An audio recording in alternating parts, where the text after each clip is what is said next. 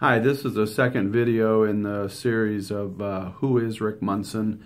And again, I'm not comfortable talking about myself. I don't necessarily like doing this, but we are doing this as part of an effort to help you understand who Paramount Business is, the experience behind Paramount Business, and how we can help you with your business and leadership issues.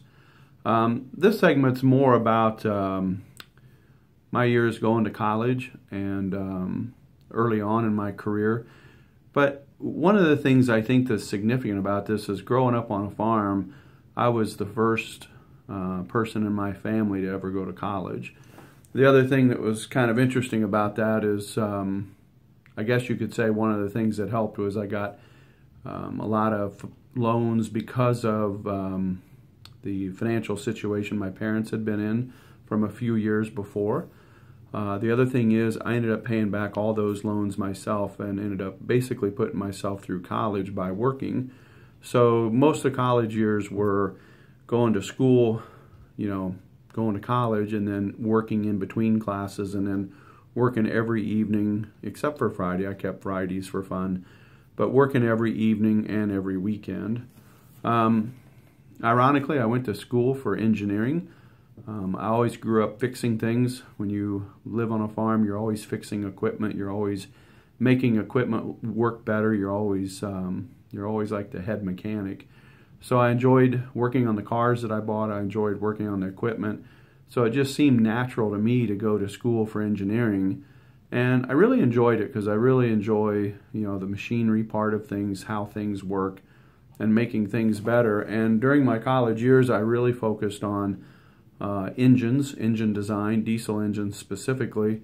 I focused on HVAC and I focused on machinery. So it was a great time. Unfortunately, I graduated at probably the worst time ever. Graduated in 1982. There were no jobs. Most companies that were coming to campuses, they were canceling their interviews. I was very interested in working for Ford, Chevy, John Deere, Caterpillar, and out of all of those, the only company that kept their interview slot was Caterpillar. So to practice for interviews, I kind of took some crazy interviews that I never expected anything to come out of them, and one of them was an oil company named Marathon Oil.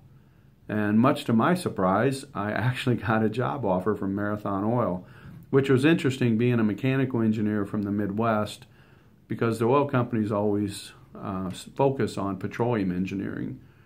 So I ended up landing a petroleum engineering job. I was kind of the odd duck of the group, and that was during a very busy time in the oil field when oil price was about $35 a barrel, record highs for back then. Maybe it was only 30, but I ended up being offshore drilling oil wells. I was a completions specialist, and it was fascinating work, especially given my age and my experience, because oftentimes we were drilling wells that were, $2 to $3 million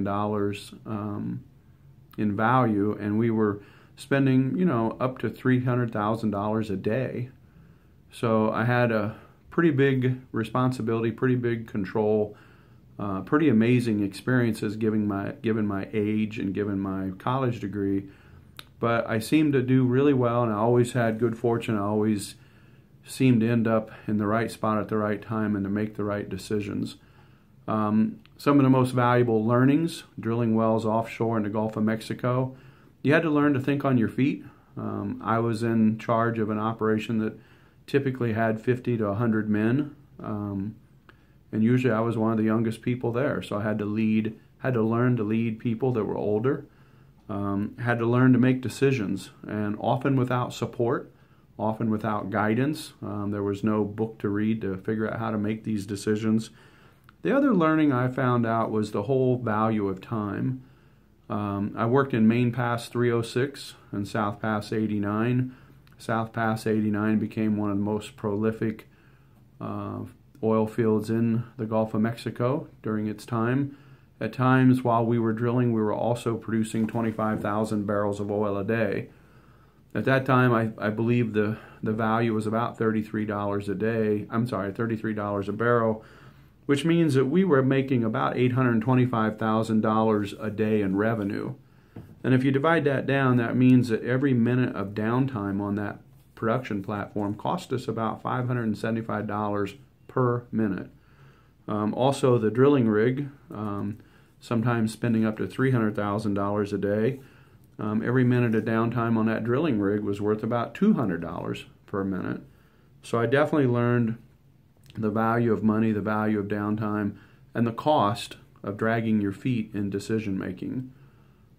I certainly didn't make all perfect decisions, but you learned that you had to make decisions, you had to move forward, because the cost of downtime, the cost of not making decisions was crazy.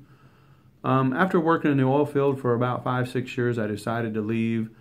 There was little promotional opportunity. The value of oil dropped to $16 a barrel, so a lot of bad things were happening in that industry, and I really didn't want to stick around to see what was going to happen next. So I ended up moving into the manufacturing field. I relocated to Indianapolis as a project/plant engineer and was hired to renew and rebuild a very old manufacturing plant. I enjoyed the work. It was fast-paced. Again, I valued a lot of the things that I learned in the oil field, and I learned how to run a continuously operating manufacturing plant, the value of downtime, and the value of production. Thank you.